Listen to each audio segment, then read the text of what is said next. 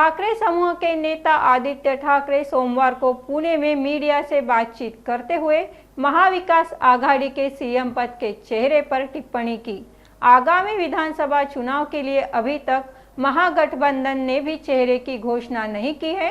क्या वे भ्रष्टाचारियों और गद्दारों के उसी चेहरे के साथ आगामी विधानसभा चुनाव का सामना करने जा रहे हैं, वरना चेहरा बदल जाएगा। दरवर्षीप्रमाणे आज आलेलो आहे दर्शनाला।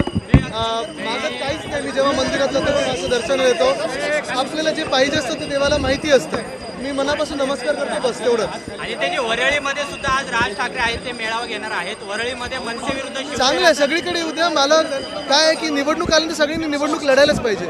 आणि मी हेच सांगितलं, ही निवडणूक आहे, निवडणुकीसारखं लढलं पाहिजे, युद्धासारखं नाही।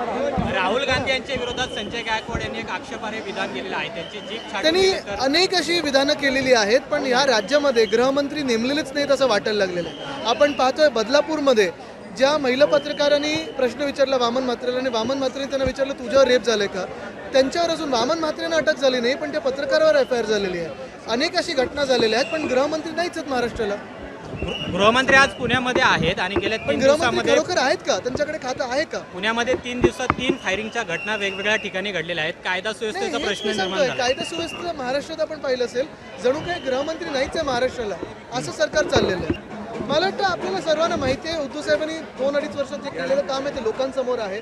बाकी महाराष्ट्राची जनता ठरवेल। आम्ही ही निवडणूक स्वतःसाठी लढत नाही ना कुठच्या पदासाठी लढत आहोत, ही निवडणूक महाराष्ट्राच्या स्वाभिमानासाठी लढत आहोत। पंतप्रधान महोदयांनी हे पण सांगितलं की झारखंडमध्ये बांगलादेशमधून आणि बर्मामधून लोक आलेले आहेत, ते आपल्या सैन्यावर आक्षेप घेत आहेत का, की संशय उचलत आहेत का, की बॉर्डर कोण सिक्युअर ठेवत नाही आहे। जे घुसखोर आहेत त्यांना रोखण्याची जबाबदारी कोणावर आहे? केंद्र सरकारवर आहे। पण कुठेही कारवाई झाली का? महिला पत्रकारावर ज्यांनी तो प्रश्न विचारला तो अनेक अशी यादी आहे, काय थोडीफार इथे तिथे कारवाई करतात दाखवायला, आणि जे मिंदे आत करतात ते त्या दिवशी बाहेर आश्रममध्ये करून दाखवलं। मिंदे हे स्वतःच्या परिसरात करत असतात, त्या दिवशी हे आश्रमामध्ये केलं, हे वाईट आहे। पण उधळपट्टी पैशाची अशाला कार्यक्रमाला बोलवलं जातं, नाही बोलवलं जात, कोणाला मळमळतं, हे सगळं आता त्यांनाच माहिती। बाप्पाजी चरणी काय मागितलं? मी काही नाही, मनापासून नमस्कार केला, बस तेवढंच। सभेला काय मनापासून नमस्कार केला।